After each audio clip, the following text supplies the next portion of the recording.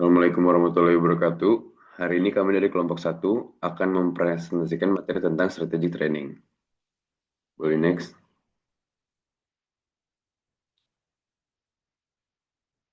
Nah, table of content-nya ini, jadi yang pertama kita akan membahas introduction, lalu the evolution of training role, yang ketiga itu ada the strategic training and development process, yang keempat itu ada organizational characteristic that influence training, yang keenam itu ada training needs in different strategies, yang ketujuh ada models of organizing the training department, yang kedelapan ada marketing the training function, yang kesembilan ada outsourcing training, dan yang terakhir adalah conclusion. Boleh next.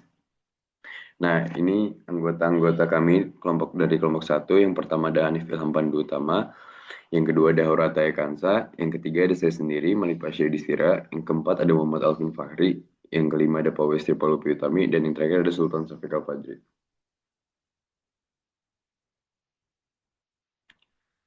Nah, strategic training. Jadi, strategic training ini itu adalah perencanaan dan pelaksanaan kegiatan pembelajaran yang secara eksplisit dirancang untuk mendukung arah dan tujuan bisnis. Jadi itu setiap kontribusinya terhadap prioritas uh,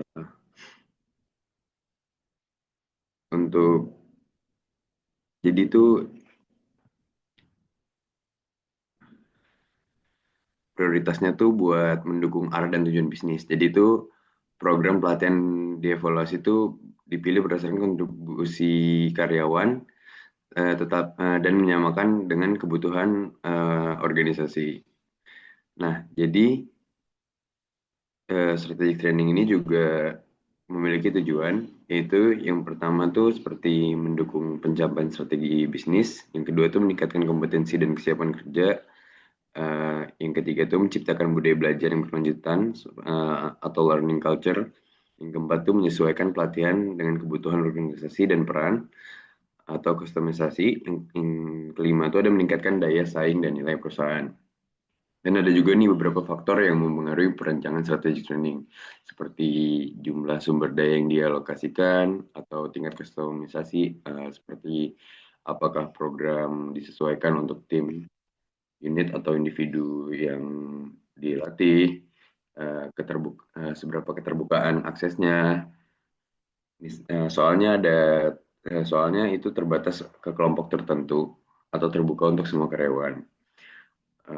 Terus prioritas relatif terhadap praktik HR lain. Jadi bagaimana peran latihan dibandingkan rekrutmen, kompensasi, dan promosi. Boleh next. Nah, di sini adalah the evolution of training role.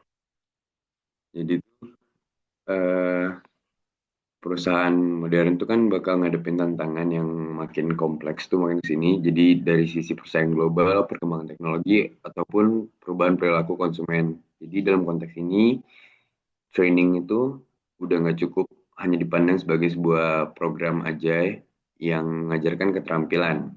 Jadi sebaiknya tuh pelatihan tuh harus berevolusi menjadi bagian strategis dari manajemen pengetahuan atau knowledge management dan pembelajaran organisasi.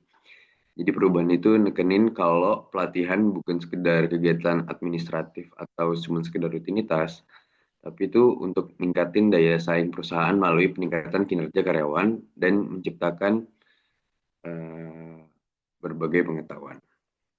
Nah, di sini tuh eh, yang pertama tuh evolusi itu dari pergeseran paradigma pelatihan. Jadi awalnya tuh pelatihan lebih banyak diposisikan sebagai event ya atau suatu program jangka pendek yang cuman fokus sama keterampilan tertentu, misalnya penggunaan alat baru, pengetahuan teknis atau prosedur kerja. Cuman seiring dengan tuntutan bisnis yang semakin dinamis nih, pelatihan itu perlu berkembang agar lebih terintegrasi dan kebutuhan bisnis eh, dengan kebutuhan bisnis dan kinerja organisasi. Nah, dari pergeseran paradigma pelatihan ini, apa paradigma pelatihan ini tuh terbagi dari fokus lama dan fokus yang baru. Nah, kalau mereka tuh yang dulu tuh pelatihannya tuh lebih dilaksanakan dalam bentuk program formal, misalnya kelas atau workshop. Jadi tujuannya utamanya itu cuman mentransfer keterampilan teknis yang ngajarin tuh. Jadi hasil pelatihan itu tergantung pada kemampuan individu kan untuk nerapinnya, dan nggak ada kesinambungan dengan strategi jangka panjang dari perusahaan tersebut. Nah, kalau yang baru ini, learning dan knowledge sharing, itu bisa menjadi bagian dari budaya organisasi yang berkelanjutan. Jadi nggak hanya melatih keterampilan, tapi juga dukung proses belajar mandiri dan kolaboratif. Jadi mendorong penciptaan pengetahuan baru dan berbagi pengalaman sama karyawan. Dan menghubungkan hasil pelatihan dengan business needs dan performance result. Nah, yang kedua ini ada konsep learning and knowledge. Jadi perubahan perang pelatihan sangat erat kaitannya dengan konsep pembelajaran dan pengetahuan. Nah, kalau dari learning itu proses akuisisi pengetahuan oleh individu atau sekelompok karyawan yang kemudian diterapkan untuk mendukung pengambilan keputusan dan penyelesaian pekerjaan. Learning itu menjadi intinya banget tuh karena perusahaan yang mampu menciptakan budaya belajar akan lebih adaptif terhadap perubahan-perubahan yang terjadi di pasar. Yang kedua itu yang knowledge. Nah, knowledge ini dibagi lagi menjadi dua. Jadi pengetahuan yang didapat karyawan itu dibagi jadi dua lagi. Yang pertama tuh explicit knowledge. Jadi pengetahuan yang terdokumentasi atau bisa diajarkan lah secara formal. Jadi misalnya kayak eh, manual prosedur atau laporan yang kayak gitu-gitu deh. Nah, yang kedua ini baru nih, yang paling penting nih, jadi tacit knowledge. Jadi pengetahuan yang bersumber dari pengalaman pribadi eh, dan keterampilan yang non formal. Sulit dijelaskan nih kalau secara kata-kata. Jadi itu harus ditransfer melalui interaksi sosial, mentoring atau observasi nih. Contohnya tuh kayak kemampuan kita ngebaca pelanggan, strategi negosiasi, improvisasi yang terjadi di lapangan. Jadi tacit knowledge ini tuh penting banget karena jadi sumber keunggulan kompetitif yang sulit direplikasi. Nah, yang ketiga ini ada keterbatasan pelatihan tradisional. Jadi pelatihan tradisional tuh sering banget gagal untuk menjawab kebutuhan bisnis modern karena tuh adalah beberapa penghalangnya seperti event based. Jadi itu cuma hanya dilaksanakan sesekali waktu tanpa kesinambungan. Nah, yang kedua tuh nggak terhubung dengan tujuan bisnis. Jadi kadang tuh dia kurang fokus sama gimana keterampilan baru bisa meningkatkan kinerja organisasi. Yang ketiga tuh bergantung pada individu. Jadi keberhasilan sepenuhnya itu ditentuin sama inisiatif karyawan untuk menerapkan hasil pelatihan. Nah, yang keempat tuh mereka seringkali tuh ngabain tacit knowledge, padahal itu yang paling penting tadi. Jadi hanya fokus pada explicit knowledge yang terdokumentasi. Dan yang terakhir itu ada asumsi statis, jadi nganggap kebutuhan keterampilan tuh dapat diprediksi dan tidak berubah, padahal bisnis tuh sangat dinamis. Nah, yang terakhir di sini poinnya adalah pendekatan baru strategic training. Jadi itu supaya lebih efektif, pelatihan modern tuh harus diposisikan sebagai strategic training. Itu pelatihan yang kayak menghubungkan hasil pembelajaran dengan kinerja nyata yang terjadi itu dan disesuaikan dengan kebutuhan bisnis, terus mendukung penciptaan dan berbagi pengetahuan di seluruh organisasi, dan didukung penuh oleh manajemen puncak agar terintegrasi dalam strategi perusahaan. Dan yang terakhir ini menggunakan metode yang fleksibel, misalnya e-learning, mentoring, coaching, hingga knowledge management system. Nah, di sebelah ini ada figur dari 2.1 itu nggambarin evolusi peran pelatihan dari pendekatan tradisional menuju pendekatan strategis. Jadi ini lingkaran itu nunjukin bahwa inti dari pelatihan adalah mencapai hasil kinerja yang secara langsung menjawab kebutuhan bisnis. Dengan kata lain tuh pelatihan harus memberikan kontribusi nyata terhadap strategi perusahaan, bukan sekedar melatih keterampilan aja. Oke, boleh di next. Nah, movement from training as an event to learning. Jadi pergerakan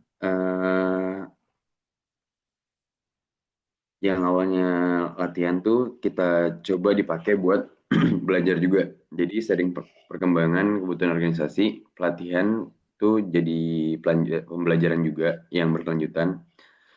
Fokusnya bukan cuman pada transfer keterampilan, tapi juga pada pengembangan pengetahuan, penciptaan pengalaman, dan berbagi tacit knowledge ini. Jadi dengan pendekatan ini, pembelajaran menjadi bagian dari budaya kerja sehari-hari, lebih fleksibel dan mampu beradaptasi dengan kebutuhan strategis. Nah, awalnya tuh pelatihan eh, dipandang sebagai sekali event sekali waktu lah, kayak yang tadi sudah kita bahas, workshop atau kursus gitu, yang cuma fokus pada memberi keterampilan pada teknis tertentu gitu. Hasilnya nggak berkelanjutan, dan karena penerapan sepenuhnya bergantung pada individu lagi kan. Jadi kita perlu banget nih eh, menggunakan event-event tertentu untuk bahan pembelajaran kita. Eh, Boleh di next. Selanjutnya akan dilanjutkan oleh teman saya. Oke, selanjutnya kita akan bahas tentang the strategic training and development process. Jadi, pelatihan dan pengembangan tidak lagi sekadar aktivitas tambahan dalam organisasi, melainkan juga menjadi bagian penting dari strategi perusahaan. Strategi training and development process adalah kerangka yang menghubungkan strategi bisnis dengan kegiatan pelatihan sehingga setiap program pelatihan itu memberikan kontribusi nyata terhadap pencapaian tujuan perusahaan. Boleh di next? Nah, jadi di strategic training and development process itu ada 4 tahapan yang yang bakal kita bahas di sini. Yang pertama itu ada identify the company's business strategic. Nah, jadi langkah awal adalah mengidentifikasi strategi bisnis perusahaan. Ini adalah fondasi utama dari pelatihan strategi sendiri. Strategi bisnis itu harus dimulai dari visi, misi, nilai, dan juga tujuan jangka panjang organisasi. Tanpa dasar ini, pelatihan tuh hanya akan menjadi formalitas administratif tanpa hasil yang nyata. Nah, dalam praktiknya, ada 3 pertanyaan pokok yang harus dijawab. Yang pertama itu ada di mana, di pasar manakah perusahaan itu akan bersaing. Yang kedua, bagaimana perusahaan akan bersaing untuk memenangkan kompetisi. Dan yang ketiga, yang terakhir itu dengan sumber daya apa perusahaan itu dapat bertahan dan unggul. Nah, untuk menjawab pertanyaan tersebut, analisis SWOT itu digunakan agar organisasi itu memahami kekuatan, kelemahan, peluang, dan ancaman yang memengaruhi strategi mereka. Nah, dengan demikian, arah pelatihan itu bisa langsung terkait dengan arah bisnis yang telah ditentukan. Boleh di next? Nah, langkah kedua itu identify strategic training and development initiative. Setelah strategi bisnis itu dipahami, langkah berikutnya adalah dengan merumuskan inisiatif pelatihan dan juga pengembangan strategis. Nah, inisiatif ini merupakan langkah konkret bagaimana pelatihan itu dapat benar-benar mendukung pencapaian tujuan bisnis. Nah, beberapa di antaranya itu ada diversifikasi metode pembelajaran, memperluas target peserta pelatihan, mempercepat proses pembelajaran agar lebih adaptif, membangun budaya berbagi pengetahuan, serta meningkatkan eh, layanan pelanggan. Nah, eh, literatur terbaru tuh juga menekankan bahwa tentang pentingnya orientasi pada capability building, bukan hanya sekedar skill building. Nah, dengan kata lain, pelatihan tuh harus diarahkan untuk membangun kemampuan yang tahan terhadap perubahan jangka panjang, bukan hanya sekedar menambah keterampilan teknis yang sifatnya sesaat. Boleh next. Selanjutnya ada provide training and development activities.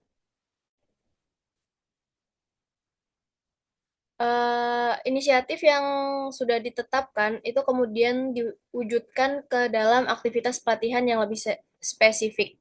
Aktivitas ini tuh berupa pelatihan berbasis teknologi, misalnya penggunaan eh, e-learning, terus simulasi digital, ataupun bisa dengan micro learning.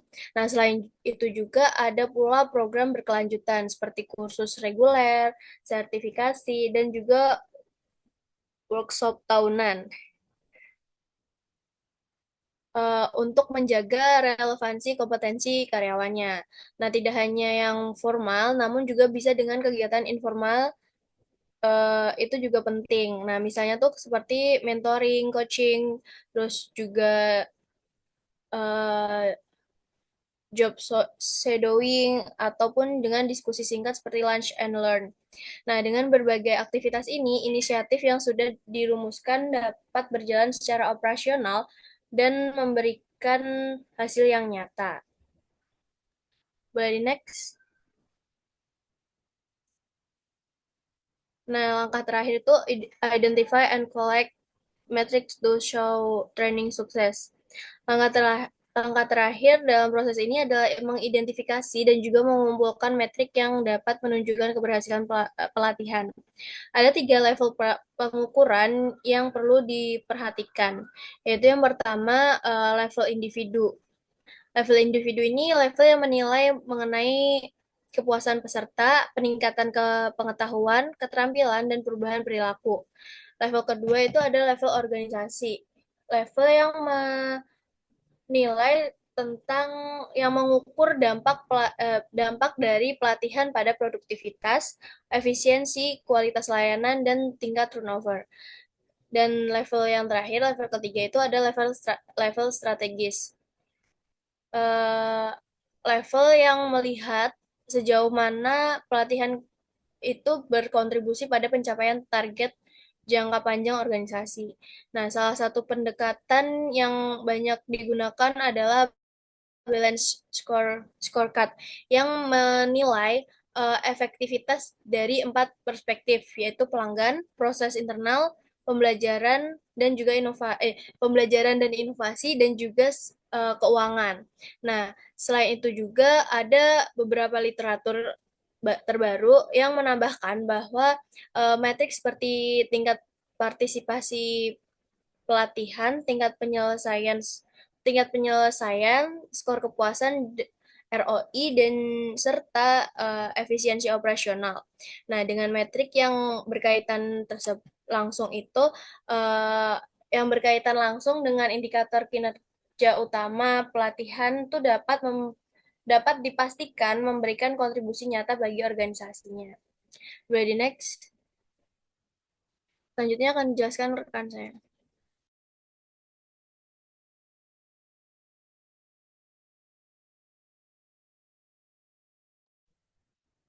Baik, selanjutnya adalah organizational characteristic that influence training. Pelatihan dalam organisasi tidak dapat dipisahkan dari konteks dan karakteristik internal perusahaan. Karakteristik organisasi berperan penting dalam menentukan bagaimana pelatihan dirancang, dilaksanakan, dan dievaluasi.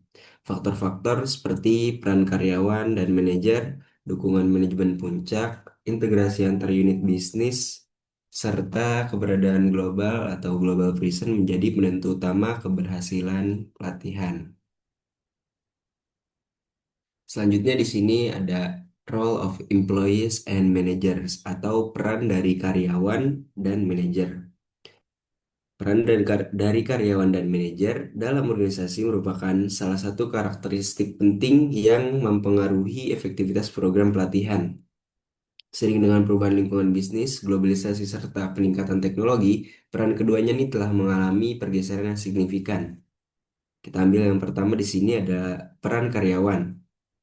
Peran karyawan yang pertama di sini ada kemampuan pemecahan masalah atau problem solving. Nah, karyawan harus mampu menganalisis persoalan, menemukan akar masalah, dan menawarkan solusi yang efektif kepada perusahaan untuk memecahkan sebuah masalah. Lalu yang kedua, peran karyawan yang kedua adalah komunikasi dan kerjasama tim. Lingkungan kerja yang kolaboratif menuntut karyawan untuk berinteraksi secara efektif dengan rekan kerja, pelanggan, maupun pemasok. Lalu yang ketiga ada cross training. Karyawan perlu menguasai berbagai peran dalam organisasi agar dapat lebih fleksibel dan berkontribusi pada beragam fungsi. Dan peran karyawan yang terakhir di sini ada penggunaan data dan teknologi, termasuk keterampilan menggunakan teknik statistical process control maupun alat digital untuk meningkatkan kualitas kerja. Dengan kompetisi tersebut, karyawan dapat memberikan kontribusi yang lebih besar terhadap pencapaian tujuan organisasi atau perusahaan, serta meningkatkan daya saing perusahaan. Selanjutnya, ada peran dari manajer. Manajer memiliki peran strategis dalam memastikan bahwa pelatihan tidak hanya dilakukan, tetapi juga diimplementasikan dalam kehidupan dan kinerja sehari-hari. Peran manajer yang pertama di sini ada pengelolaan kinerja, seperti menetapkan target, lalu memantau pencapaian, serta mengukur hasil kerja individu dan tim. Peran yang kedua ada pemberian umpan balik dan pengembangan. Tugas manajer sini yaitu membimbing karyawan melalui feedback yang konstruktif dan mendorong pengembangan kompetensi. Lalu yang ketiga ada perencanaan dan pengalokasian sumber daya. Manajer harus menjamin bahwa pelatihan sesuai dengan kebutuhan organisasi dan tersedia dukungan yang memadai. Lalu yang keempat ada menjadi role model. Nah, manajer ini harus menunjukkan sikap sebagai pembelajar aktif sehingga karyawan-karyawannya itu termotivasi untuk meniru dan menerapkan semangat belajar yang sama. Dan peran manajer yang terakhir di sini ada fasilitator pembelajaran. Manajer juga harus menciptakan lingkungan kerja yang mendukung penerapan hasil pelatihan, termasuk memberikan kesempatan untuk praktik langsung kepada karyawan. Oke, selanjutnya top management support. Top management support atau dukungan manajemen puncak merupakan faktor kunci dalam keberhasilan implementasi program pelatihan di organisasi. Tanpa adanya komitmen yang kuat dari jajaran eksekutif, pelatihan seringkali dipandang hanya sebagai kegiatan administratif yang tidak memiliki dampak strategis. Padahal keterlibatan dari top manajemen ini dapat menumbuhkan budaya belajar, meningkatkan kredibilitas program pelatihan, serta menjamin ketersediaan sumber daya yang memadai. Di sini kita akan membahas peran top manajemen dalam pelatihan. Yang pertama ada sponsor tentunya, yaitu menyediakan dukungan finansial, teknologi, dan kebijakan untuk memastikan pelatihan dapat terlaksana dengan baik. Lalu peran yang kedua di sini ada governor, yaitu mengawasi pelaksanaan program pelatihan, memastikan pelatihan sejalan dengan strategi bisnis, serta melakukan evaluasi efektivitasnya. Selanjutnya, yang ketiga ada teacher atau fakulti, yaitu terlibat langsung dalam proses pelatihan, misalnya dengan berbagi pengalaman atau menjadi instruktur tamu untuk meningkatkan kredibilitas materi. Dan peran top manajemen yang terakhir ada champion of learning, yaitu menunjukkan teladan sebagai pembelajar sepanjang hayat, lifelong learner, sehingga menumbuhkan motivasi bagi seluruh karyawan-karyawannya. Selanjutnya, dampak dari dukungan manajemen puncak itu sendiri, yang pertama ada budaya organisasi yang berorientasi pada pembelajaran. Karyawan ini akan melihat bahwa pembelajaran adalah prioritas strategis, bukan sekadar kewajibannya aja. Lalu yang kedua ada peningkatan motivasi dan partisipasi karyawan. Ketika eksekutifnya turun terlibat dalam pelatihan, karyawan itu merasa dihargai dan termotivasi untuk serius mengikuti pelatihannya. Selanjutnya, keselarasan dengan tujuan bisnis. Nah, pelatihan ini tidak hanya fokus pada peningkatan keterampilan teknis saja, tetapi juga diarahkan untuk mendukung pencapaian visi misi dan strategi perusahaan. Dan dampak yang terakhir ada keberlanjutan program. Dengan dukungan top manajemen, pelatihan lebih mungkin mendapatkan pendanaan jangka panjang dan konsistensi pelaksanaan. Oke, boleh next. Oke, selanjutnya kita bahas tentang integration of business units. Integrasi unit bisnis dalam sebuah organisasi merupakan faktor penting yang mempengaruhi desain dan efektivitas pelatihan. Dalam perusahaan yang memiliki berbagai divisi atau unit dengan fokus berbeda, koordinasi dan kerjasama antar unit menjadi krusial untuk mencapai tujuan bersama. Oleh karena itu, pelatihan ini tidak hanya berfungsi untuk meningkatkan kompetensi individu, tetapi juga sebagai sarana memperkuat sinergi antar unit bisnis. Di sini yang pertama pentingnya integrasi unit bisnis. Yang pertama ada kolaborasi lintas fungsi dengan meningkatkan kemampuan karyawan untuk bekerja dengan tim dari berbagai departemen. Lalu yang kedua, pemahaman komprehensif terhadap organisasi dengan memberikan wawasan yang lebih luas tentang hubungan antar proses bisnis. Yang ketiga ada efisiensi dalam penggunaan sumber daya, yaitu dengan mengurangi tumpang tindih program pelatihan antar unit. Dan yang terakhir ada keselarasan dengan tujuan strategis perusahaan. Setiap unit dapat menyelesaikan pelatihan dengan arah dan strategi organisasi secara keseluruhan. Ya, lalu ada peran pelatihan dalam integrasi. Peran pelatihan menjadi alat penting dalam memperkuat integrasi antar unit bisnis. Salah empat bentuknya ini ada. Yang pertama ada job rotation. Job rotation ini memiliki peran memberikan kesempatan bagi karyawan untuk bekerja di berbagai unit sehingga mereka tuh memahami keterkaitan fungsi dalam organisasi, tidak hanya dalam satu lingkup unit saja gitu. Jadi bisa memberikan kesempatan semua karyawan untuk bekerja di seluruh unit gitu. Selanjutnya yang kedua yaitu cross functional training, yaitu mengajarkan keterampilan lintas bidang agar karyawan itu dapat mendukung kolaborasi dan komunikasi antar unit. Hampir sama dengan yang pertama, tapi ini hanya mengajarkan saja, tidak memberikan kesempatan untuk bekerja di unit yang lain. Lalu yang ketiga, perannya yaitu team building programs, membantu memperkuat kerjasama, membangun kepercayaan, dan mengurangi silo antar bagian. Dan yang terakhir ada knowledge sharing platforms, yaitu menggunakan teknologi untuk berbagi praktik terbaik dan pembelajaran antar unit. Di next. Baik, selanjutnya yaitu global presence. Keberadaan perusahaan dalam skala global membawa tantangan itu tersendiri bagi pelaksanaan pelatihan. Global presence menuntut organisasi untuk menyesuaikan program pelatihan dengan keragaman budaya, bahasa, dan regulasi di berbagai negara. Dalam konteks ini, pelatihan tidak hanya berfungsi untuk meningkatkan kompetensi teknis, tapi juga untuk menyiapkan karyawan agar mampu bekerja secara efektif di lingkungan multinasional. Yang pertama di sini ada tantangan pelatihan dalam lingkup global. Tantangan yang pertama, ada perbedaan budaya dan bahasa. Pelatihan harus disesuaikan agar materi dapat dipahami dan relevan bagi peserta dari latar belakang berbeda dengan menggunakan bahasa internasional contohnya seperti bahasa Inggris dan lain-lain. Lalu yang kedua tantangannya ada konsistensi konten dengan menjaga keseragaman standar kualitas pelatihan di seluruh lokasi global meskipun terdapat variasi lokal. Jadi harus disamakan standarisasinya konten tersebut. Tidak boleh dibedakan di berbagai cabang.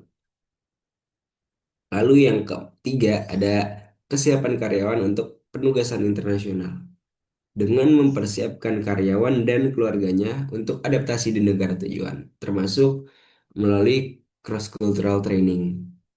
Dan tantangan yang terakhir ada teknologi dan aksesibilitas. Dengan menjamin semua karyawan di berbagai wilayah memiliki akses ke metode pelatihan, baik tatap muka maupun berbasis digital. Selanjutnya ada strategi perusahaan global dalam pelatihan. Berbagai perusahaan internasional telah mengembangkan praktik terbaik untuk menghadapi tantangan global presence sendiri. Di antaranya yang pertama ada KLA Tensor, yaitu dengan melatih karyawan di Asia menggunakan instruktur lokal serta bahasa setempat, sehingga pelatihan itu lebih relevan dan mudah dipahami. Lalu yang kedua ada Intel, menetapkan konten pelatihan yang 80-90% itu konsisten secara global dengan 10-20% penyesuaian terhadap kebutuhan dan contoh lokal.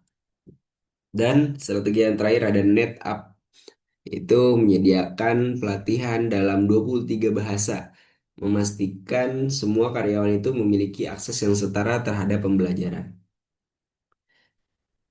Dan yang terakhir dari pembahasan pembahasan global presence ini yaitu manfaat dari global training itu sendiri.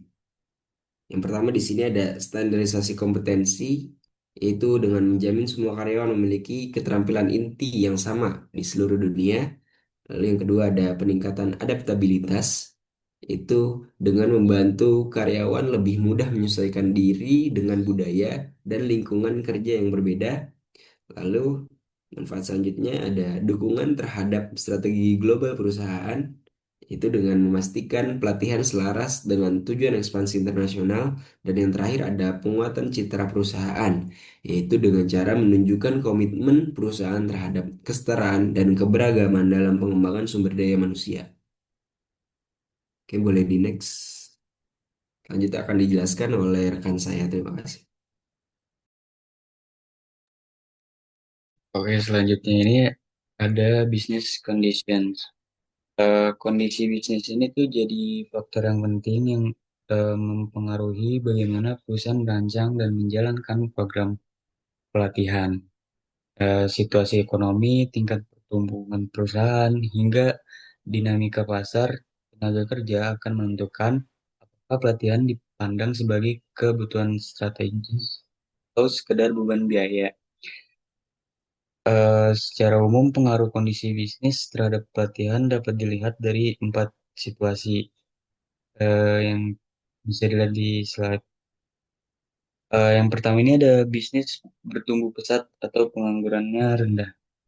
Dalam kondisi ketika perekonomian sedang tumbuh dan tingkat pengangguran rendah, perusahaan sering menghadapi tantangan besar dalam hal rekrutmen. Tenaga kerja yang tersedia di pasar itu jumlahnya terbatas, sementara permintaan karyawan dengan keterampilan tinggi ini justru meningkat. Akibatnya perusahaan mungkin harus merekrut kandidat yang belum sepenuhnya memenuhi kualifikasi. Ini pelatihan berfungsi sebagai solusi utama untuk menutup kesenjangan keterampilan. Lalu yang kedua ini ada bisnis tidak stabil, merger atau resesi. Jika perusahaan sedang menghadapi merger atau resesi, strategi pelatihan biasanya berubah drastis. Fokusnya bukan lagi pada pengembangan jangka panjang, melainkan pada kebutuhan jangka pendek. Program pelatihan itu lebih diarahkan untuk memperbaiki kekurangan keterampilan mendasar atau membantu karyawan beradaptasi dengan perubahan organisasi. Karyawan yang tetap bertahan setelah restrukturisasi biasanya menemukan bahwa pekerjaan itu telah berubah secara signifikan. Misalnya tanggung jawab baru itu muncul atau alur kerja yang sebelumnya eh, biasa dilakukan jadi beda. Nah, dalam kondisi ini pelatihan digunakan untuk memastikan karyawan mampu menyesuaikan diri dengan situasi baru. Lalu yang ketiga ini ada bisnis dalam masa ekspansi dan pertumbuhan. Nah, sebaliknya ketika perusahaan sedang berkembang dan mengalami peningkatan permintaan produk atau jasa, pelatihan justru menjadi peluang emas. Ekspansi bisnis sering menciptakan banyak peluangan baru, baik berupa promosi jabatan lebih tinggi ataupun pindah ke divisi lain. Nah, dalam situasi ini, pelatihan itu sangat diminati oleh karyawan karena mereka melihat manfaat langsung berupa kenaikan jabatan, peningkatan gaji, serta kesempatan mengembangkan keterampilan yang lebih luas.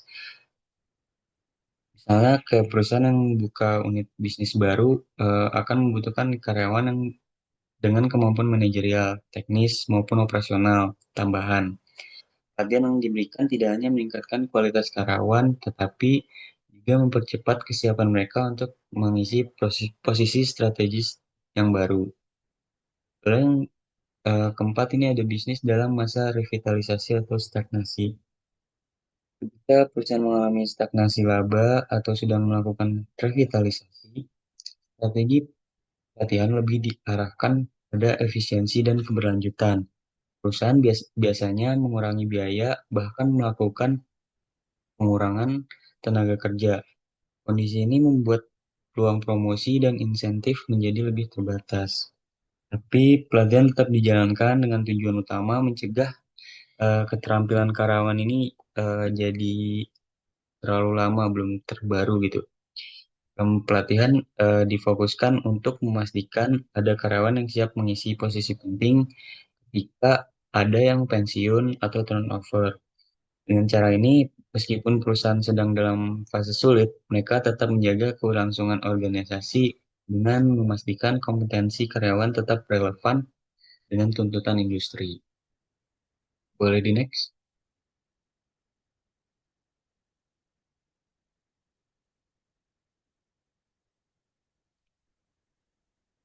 Selanjutnya ini ada other human resource management practices. Nah, selain kondisi bisnis, praktik manajemen sumber daya manusia ini juga memiliki pengaruh besar terhadap desain dan implementasi program pelatihan. Eh, Human Resource Management itu mencakup berbagai aktivitas yang terkait dengan investasi dalam tenaga kerja, seperti rekrutmen, seleksi, manajemen kinerja, kompensasi, hingga perencanaan tenaga kerja. Nah, di sini ada eh, dua strategi yang paling berpengaruh terhadap pelatihan. Yang pertama ini ada strategi staffing. Strategi staffing ini mengacu pada keputusan perusahaan mengenai bagaimana mereka memperoleh karyawan, memilih kandidat, serta menentukan kombinasi keterampilan dan status kerja yang diinginkan. Misalnya pekerja tetap, kontrak, atau part-time. Strategi ini menentukan apakah perusahaan lebih banyak mengandalkan pasar tenaga kerja internal atau eksternal untuk memenuhi kebutuhan SDM-nya. Yang ada internal labor market. Perusahaan yang lebih suka mempromosikan karyawan dari dalam organisasi, biasanya menekankan pelatihan sebagai sarana utama untuk mengembangkan kompetensi karyawan. Di sini pelatihan dipandang sebagai investasi jangka panjang agar karyawan bisa naik jabatan, melakukan pindah divisi, atau mengisi posisi strategis lain. Lalu ada external labor market, perusahaan yang lebih sering merekrut dari luar, misalnya lulusan baru atau karyawan dari kompetitor. Hal ini cenderung lebih sedikit memberikan pelatihan dasar karena mereka mengharapkan kandidatnya ini udah memiliki keterampilan yang diperlukan. Jadi pelatihan tetap relevan untuk mendukung adaptasi budaya kerja dan penyelarasan dengan visi perusahaan. Dengan begitu, strategi staffing yang dipilih menentukan apakah pelatihan difokuskan untuk mengembangkan talenta dari dalam organisasi atau untuk mempercepat adaptasi talenta dari luar. Boleh di next?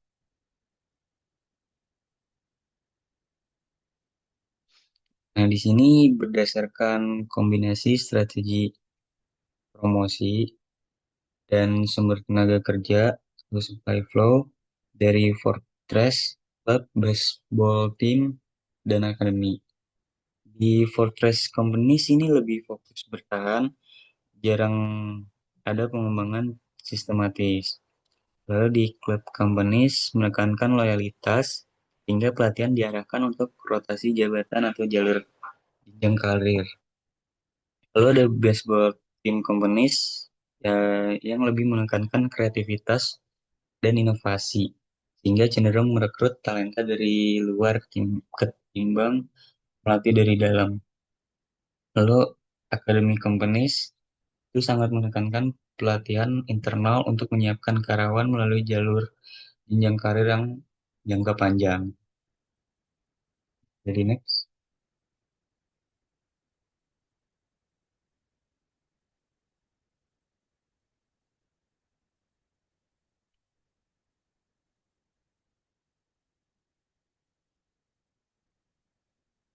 Sorry, boleh di slide sebelumnya lagi nggak? Lewat. Satu lagi.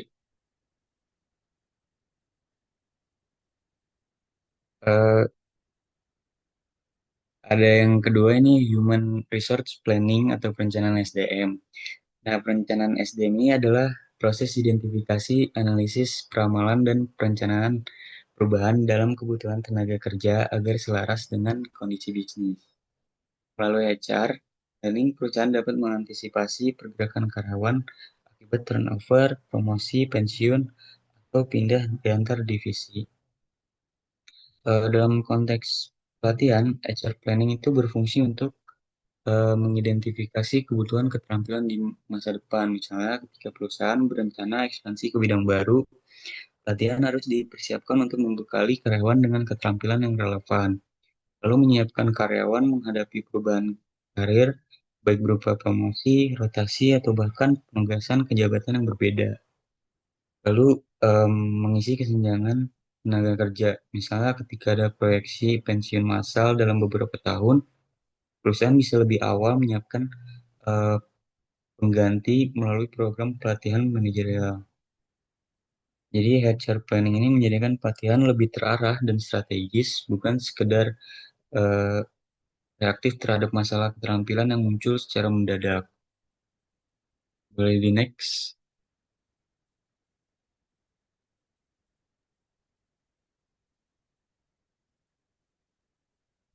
next lagi. Nah ini ada extent of unionization.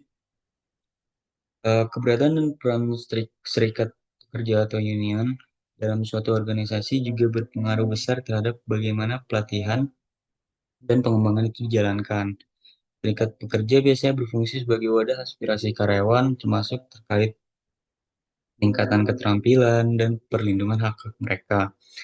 Keterlibatan serikat pekerja akan menentukan apakah program pelatihan ini bisa berjalan lancar atau justru menghadapi hambatan. Nah, ini ada peran serikat dalam mendukung pelatihan. Serikat pekerja itu pada dasarnya memiliki kepentingan terhadap pengembangan keterampilan anggotanya. Dengan adanya pelatihan, karyawan memiliki peluang lebih besar untuk beradaptasi dengan perubahan pekerjaan, memperoleh keterampilan baru, dan memperkuat posisi mereka di pasar tenaga kerja. Jadi banyak serikat pekerja yang eh, mendorong terciptanya Joint Union Management Programs, yaitu program pelatihan yang dirancang bersama antara manajemen dan serikat. Dalam program ini, manajemen ataupun serikat itu sama-sama berdiskusi untuk menentukan tujuan tujuan desain serta pelaksanaan pelatihan. Jadi dengan pendekatan ini jadi ada rasa kepemilikan dari kedua belah pihak. Jadi pelatihan nggak hanya dilihat sebagai strategi perusahaan untuk meningkatkan produktivitas, tapi juga sebagai bentuk perlindungan karir bagi karyawannya. Lalu kebalikannya jika tidak dilibatkan, perusahaan itu yang kedua, jika perusahaan melaksanakan program pelatihan tanpa melibatkan serikat pekerja, itu seringkali timbul resistensi. Serikat bisa memandang pelatihan hanya sebagai upaya manajemen untuk mendorong karyawan bekerja lebih keras tanpa memberikan imbalan yang sepadan. Misalnya peningkatan produktivitas yang dihasilkan dari pelatihan dianggap hanya menguntungkan perusahaan, sementara karyawan tidak mendapatkan bagian dari keuntungan tersebut. Dalam situasi ini, pelatihan justru bisa gagal mencapai tujuannya karena karyawan merasa tidak mendapat manfaat langsung. Hal ini menunjukkan pentingnya keterlibatan serikat sejak tahap awal perencanaan agar ada kesepakatan bahwa hasil dari pelatihan ini akan membawa keuntungan bersama. Boleh di next? Selanjutnya ini ada staff involvement in training and development. Keberhasilan program pelatihan itu tidak hanya ditentukan oleh kondisi bisnis atau kebijakan HR, tapi juga eh, sejauh mana pihak-pihak di dalam organisasi terlibat secara aktif. Ada beberapa bentuk keterlibatan, ada empat. Yang pertama ini ada keterlibatan manajer dalam proses pelatihan. Manajer ini memiliki peran yang strategis dalam memastikan pelatihan untuk berjalan efektif. Mereka tuh berfungsi sebagai penghubung antara kebutuhan bisnis dan program pelatihan. Jika manajer tidak terlibat, misalnya tidak ikut menentukan kebutuhan pelatihan atau tidak berperan sebagai trainer, maka ada risiko besar bahwa pelatihan yang dilakukan ini tidak relevan dengan tujuan organisasi. Lalu yang kedua ini manajer sebagai penanggung jawab pengembangan SDM. Beberapa perusahaan ini mengintegrasikan pengembangan karyawan ke dalam sistem penilaian kinerja manajer. Misalnya di Constellation Energy, manajer itu nggak hanya evaluasi berdasarkan hasil bisnis, tapi juga berdasarkan kemampuan mereka dalam mengelola modal manusia atau human capital management. Penilaian ini mencakup aspek seperti keterlibatan karyawan, pengelolaan talenta, hingga keberagaman tenaga kerja. Lalu yang ketiga ini ada peran karyawan dalam menginisiasi pelatihan. Selain manajer ini ada dan terbaru untuk menunjukkan bahwa perusahaan itu semakin mendorong karyawan untuk mengambil inisiatif dalam pengembangan diri. Jadi perusahaan memang harus mendukung melalui penyediaan fasilitas, workshop, atau kursus online atau seminar. Tapi tanggung jawab utama itu ada di tangan karyawan. Mereka itu harus mampu mengidentifikasi keterampilan apa aja yang udah dimiliki, keterampilan apa yang kurang, harapan karir di masa depan, dan tindakan apa yang perlu dilakukan untuk menutup kesenjangan tersebut. Dengan cara itu, pelatihan pelatihan tidak hanya menjadi sebuah instruksi dari atasan aja, tapi menjadi bagian dari perjalanan karir mereka yang disadari dengan sendirinya oleh karyawan itu. Lalu yang keempat ini ada kolaborasi antara manajer, karyawan, dan staf pengembangan. Efektivitas pelatihan juga ditentukan oleh adanya kolaborasi antara berbagai pihak. Manajer berperan dalam menghubungkan pelatihan dengan strategi bisnis, karyawan aktif mengelola pengembangan dirinya, sementara staf pengembangan menyediakan dukungan teknis, metode pembelajaran, dan evaluasi. Jika ketiga pihak ini saling bekerja sama, maka pelatihan dapat memberikan dampak nyata baik bagi individu maupun organisasinya. Boleh di next? Oke, selanjutnya akan dilanjutkan oleh rekan saya. Selanjutnya di sini kita akan membahas mengenai training needs and different strategies. Jadi pelatihan atau training itu merupakan salah satu instrumen penting ya dalam manajemen sumber daya manusia yang dimana dia itu berfungsi untuk bisa memastikan kompetensi karyawan itu sejalan dengan kebutuhan organisasi. Namun pelatihan ini tidak bisa kita rancang secara generik gitu, di mana setiap organisasi atau perusahaan itu pasti memiliki strategi bisnis yang berbeda-beda, sehingga kebutuhan pelatihan ataupun training needs-nya itu harus kita sesuaikan agar benar-benar bisa mendukung pencapaian tujuan strategis dari sebuah perusahaan. Nah, ada 4 strategi bisnis utama yang berimplikasi langsung terhadap kebutuhan pelatihan, yaitu ada concentration, terus ada internal growth, ada external growth, dan disinvestment strategy. Nah, keempat strategi ini nanti memiliki nih implikasi yang berbeda dalam konteks kebutuhan pelatihan. Baik nanti dia dari segi materinya, terus metode, maupun orientasi pengembangan kompetensi dari karyawan itu. Nah, nanti dengan kita paham akan kaitan antara strategi bisnis dengan kebutuhan pelatihan ini, kita bisa mampu menciptakan pelatihan yang memang bisa memberikan nilai tambah gitu, economic value-nya ada gitu bagi organisasi, dan bisa mendukung keunggulan kompetitif jangka panjang dari sebuah organisasi ataupun perusahaan. Oke, boleh di next. Oke, jadi strategi bisnis utama training needs different strategi itu kan tadi ada 4. Jadi yang pertama di sini ada concentration strategi. Nah, di mana strategi konsentrasi ini dia berfokus kepada peningkatan pangsa pasar, terus efisiensi biaya, serta pemeliharaan keunggulan dalam segmen pasar tertentu. Nah, strategi ini itu umumnya diterapkan oleh perusahaan yang memang dia berupaya untuk memperkuat posisinya dalam hal produk ataupun layanan yang telah dimiliki. Gitu. Nah, kalau berbicara implikasinya dengan pelatihan, nanti pelatihannya itu difokuskan kepada peningkatan keterampilan teknis dan juga efisiensi operasional gitu. Jadi karyawan perlu nih mempertahankan relevansi kompetensinya atau skill-nya gitu, sekaligus bisa meningkatkan kualitas layanan. Jadi nanti bentuk pelatihannya itu biasanya yang umum kayak team building, terus cross training, bisa juga specialist skill training ataupun on the job training gitu.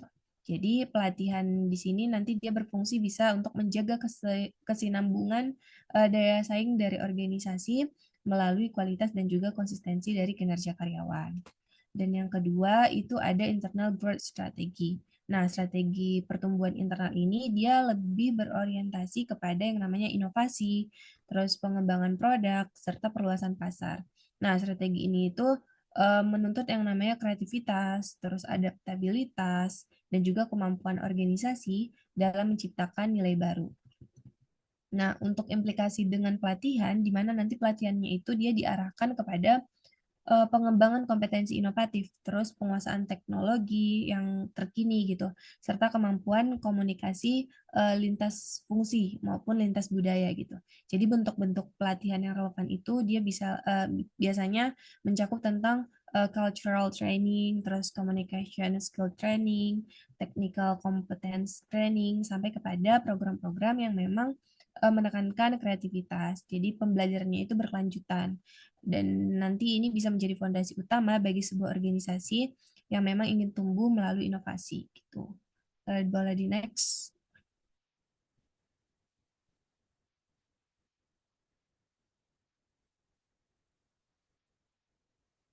Oke, selanjutnya itu ada external growth atau acquisition strategy.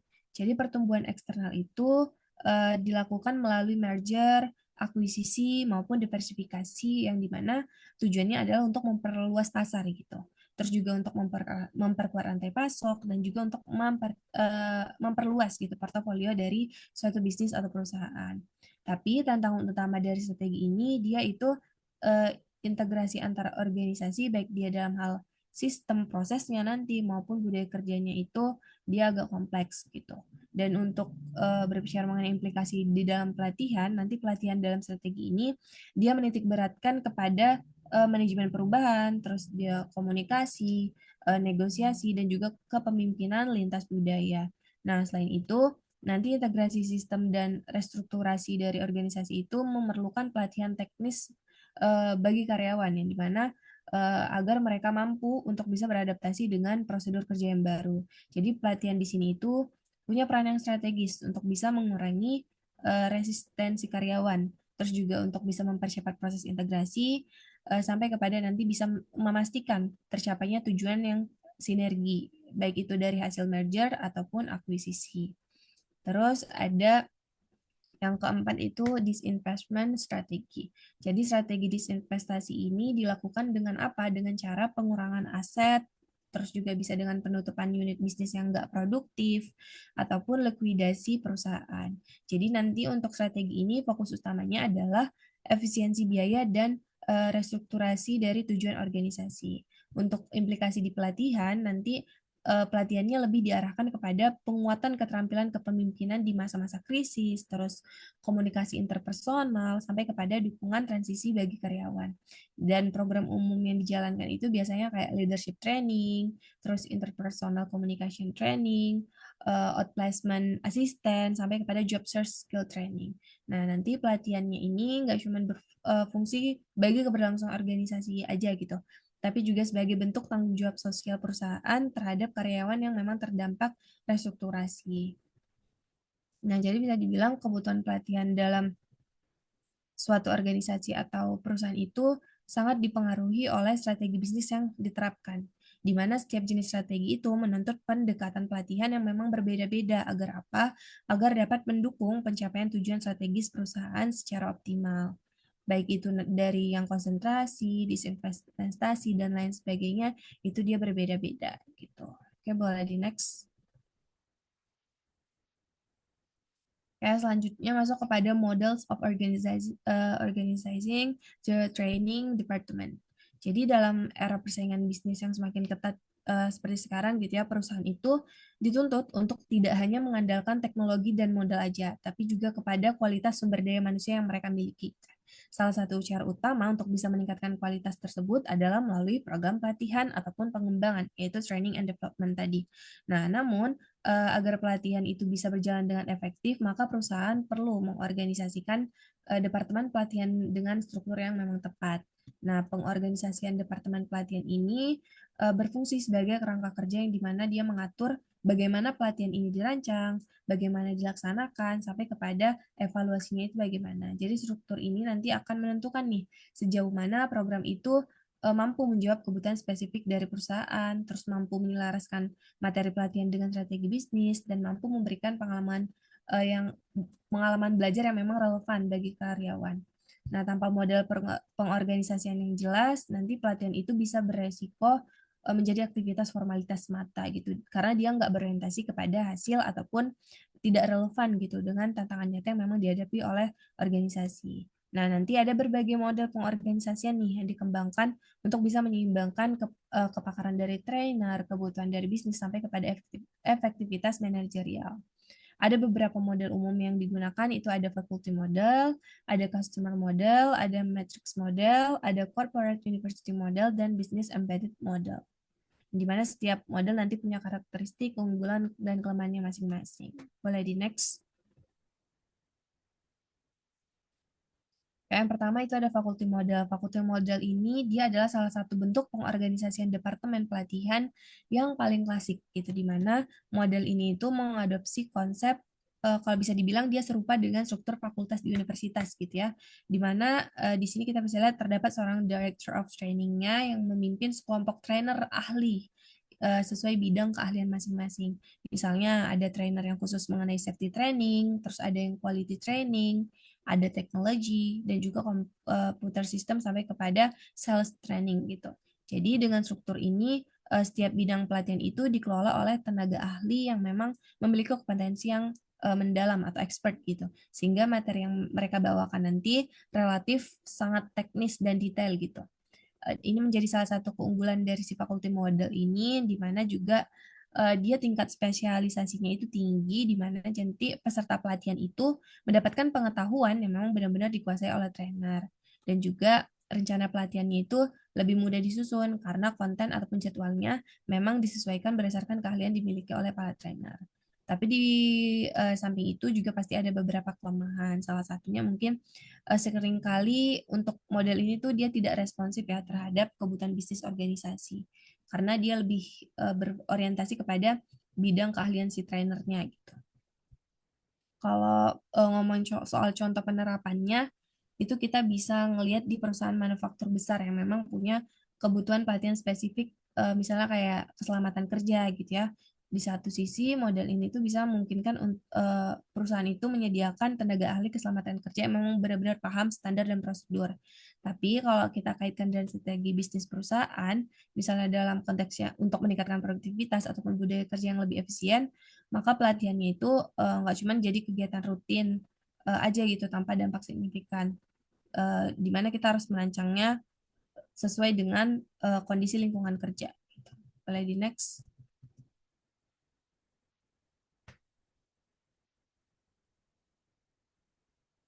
Boleh di next. Oke, selanjutnya ada customer model. Nah, untuk model customer ini, dia lebih kepada pendekatan pengorganisasian departemen pelatihan yang berorientasi langsung nih kepada kebutuhan unit bisnis ataupun divisi di dalam suatu perusahaan gitu. Di model ini, departemen pelatihan itu nanti menempatkan trainer-trainer sebagai mitra bagi masing-masing fungsi organisasi. Misalnya di divisi pemasaran, keuangan, operasi, dan lain sebagainya. Artinya, di setiap unit bisnis itu memiliki akses ke program pelatihan yang memang disesuaikan dengan kebutuhan spesifik dari mereka. Nah, untuk fokus utamanya si customer model ini, dia lebih kepada menjadikan pelatihan itu sebagai layanan yang memang relevan dan praktis bagi pelanggan internal perusahaannya. Dan keunggulannya itu tingkat relevansinya tinggi, karena program itu langsung menyentuh nih permasalahan nyata yang memang dihadapi karyawan dalam pekerjaannya gitu. Di samping itu juga pasti ada kelemahan, misalnya ya dibutuhkan waktu ataupun usaha lebih ekstra karena bagi trainer ini butuh waktu nih untuk bisa benar-benar memahami seluk-beluk ataupun fungsi bisnis yang bakalan dilayanin itu bagaimana gitu kurang lebih. Untuk contohnya kita bisa ngelihat di perusahaan jasa, misalnya kayak perbankan, asuransi gitu. Di mana divisi pemasarannya misalnya membutuhkan pelatihan tentang keterampilan komunikasi yang persuasi gitu. Sementara untuk di divisi teknologi dia butuhnya keamanan cyber gitu. Jadi dengan pendekatan customer model ini nanti setiap divisi itu bisa memperoleh pelatihan memang berbeda-beda sesuai dengan karakteristik dari pekerjaannya. Boleh di next. Selanjutnya ada matrix model. Nah, matrix model ini itu pendekatan pengorganisasian yang dimana menggabungkan eh, dua model. Contohnya dari keunggulan si faculty model dan si customer model. Jadi dalam model matrix ini nanti seorang trainer dia punya dua jalur pelaporan. Satu kepada Director of Training sebagai si pengelola pelatihan pusatnya gitu ya. Terus nanti kepada manajer unit bisnis sebagai pengguna si pelatihannya tersebut gitu. Jadi dengan demikian si trainer ini berperan ganda gitu menjaga standar kualitas pelatihan sekaligus juga untuk memastikan program yang diberikan itu relevan dengan kebutuhan spesifik divisi. Nah, untuk si matrix model ini dia punya keunggulan mampu menciptakan keseimbangan karena di satu sisi organisasi itu tetap punya kontrol untuk bisa terpusat terhadap kualitas, metodologi dan sebagainya. Dan sisi lain pelatihannya juga bisa disesuaikan dengan kebutuhan masing-masing unit bisnis yang ada. Boleh di next.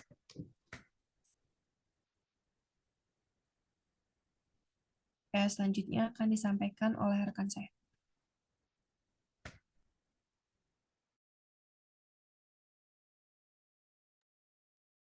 Baik, saya akan melanjutkan presentasinya. Yang berikutnya itu ada Corporate University Model. Nah, Corporate University Model ini merupakan pendekatan strategis di mana pelatihan dan pengembangan ditempatkan dalam sebuah struktur yang menyerupai universitas.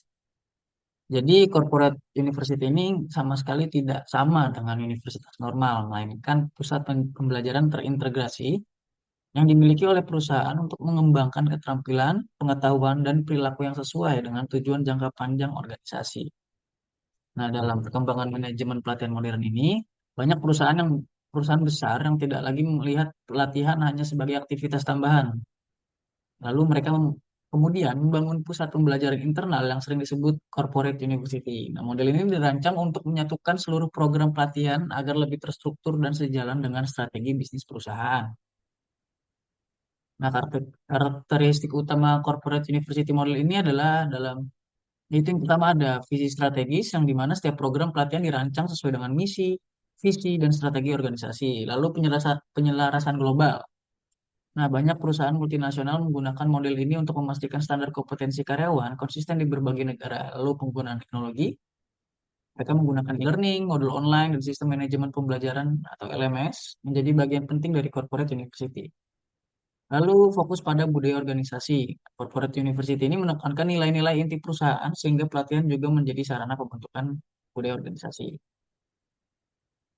Sebagai contoh, General Electric mendirikan Crotonville, salah satu corporate university paling terkenal yang melatih pemimpin bisnis dunia. Begitu pula McDonald Hamburger University yang menjadi standar global dalam melatih manajer restoran. Dari kasus-kasus ini terlihat bahwa perusahaan besar menjadikan corporate university sebagai alat strategis, bukan hanya administratif. Baik, boleh di next.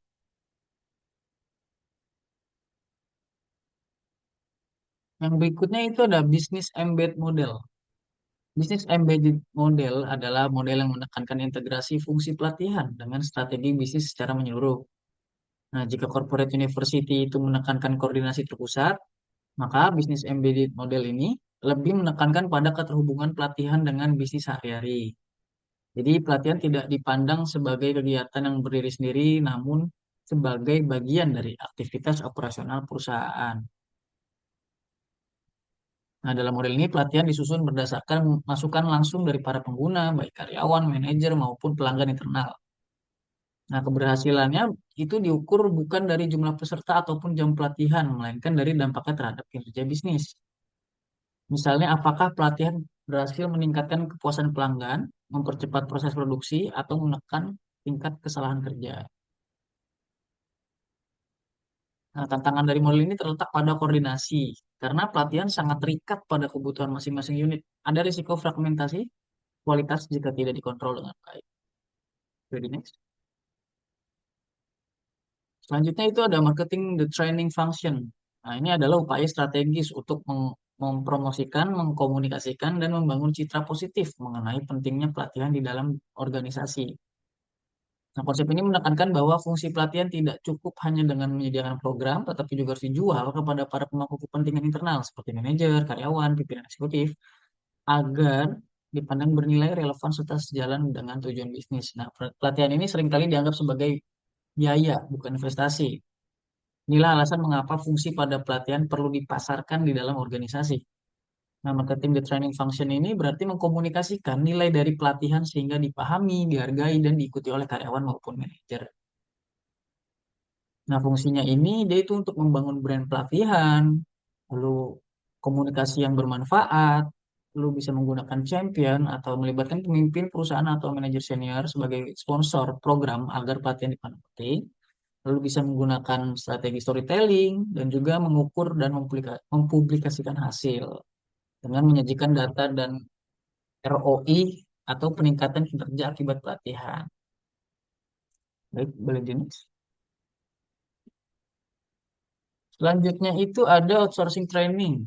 Nah, ini adalah praktek yang menyerahkan sebagian atau seluruh fungsi pelatihan kepada pihak eksternal seperti konsultan, lembaga pelatihan profesional, atau universitas. Nah, hal ini semakin populer karena perkembangan teknologi dan meningkatnya kebutuhan spesialisasi. Tidak semua pelatihan bisa dikelola sendiri oleh perusahaan. Ada kalanya lebih efisien bila dilimpahkan kepada pihak ketiga atau vendor. Nah, jadi perusahaan menggunakan jasa vendor, lembaga pendidikan, atau konsultan eksternal untuk menangani program tertentu. Alasan utamanya itu yaitu ada dua. Yang pertama itu ada efisiensi dan keahlian. Dari segi efisiensi, outsourcing bisa menghemat biaya pembangunan fasilitas atau perekrutan instruktur internal. Sementara dari sisi keahlian, vendor biasanya memiliki pengalaman yang lebih mendalam serta akses pada teknologi terbaru yang belum tentu dimiliki oleh perusahaan. Oke, selanjutnya di sini kita masuk kepada kesimpulan.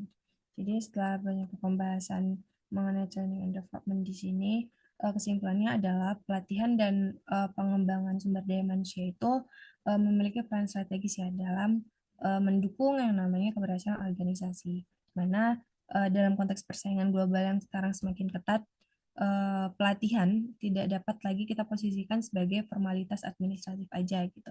Tapi program ini harus kita lihat sebagai investasi jangka panjang yang dimana bisa mendukung keberhasilan dari suatu organisasi atau perusahaan. Dan pelatihan ini harus menjadi bagian integral dan strategi dalam suatu bisnis, yang dimana nantinya bisnis itu bisa mencapai nih tujuan organisasinya baik di dalam jangka menengah maupun jangka panjang. Nah, untuk proses strategi dari training itu sendiri, dia ada 4 tahapan utama, yang dimana yang pertama mengenai identifikasi strategi bisnis, terus penetapan inisiatif pelatihan strategi, kemudian perumusan kegiatan pelatihan yang sesuai, serta evaluasi efektivitas melalui metrik yang memang sudah terukur gitu. Nah, keberhasilan di setiap tahap ini nantinya dipengaruhi oleh dukungan seorang manajemen puncak, yang dimana juga dipengaruhi yang namanya integrasi lintas unit, terus strategi sumber daya manusia, sampai kepada dinamika eksternal seperti globalisasi ataupun perubahan pasar tenaga kerja. Jadi dengan demikian kita bisa simpulin bahwa strategic training itu memiliki kedudukan yang sangat penting dalam memastikan yang namanya keberlanjutan suatu organisasi ataupun perusahaan. Pelatihan yang memang selaras dengan strategi bisnis itu tidak hanya nanti bisa meningkatkan kinerja, tapi juga bisa yang namanya memperkuat motivasi, terus retensi karyawan, dan juga daya saing jangka panjang di tengah perubahan lingkungan yang memang semakin kompleks seperti sekarang. Mungkin cukup sekian pemaparan dari kelompok kami. Kurang lebihnya kami mohon maaf. Saya sudahi. Wassalamualaikum warahmatullahi wabarakatuh.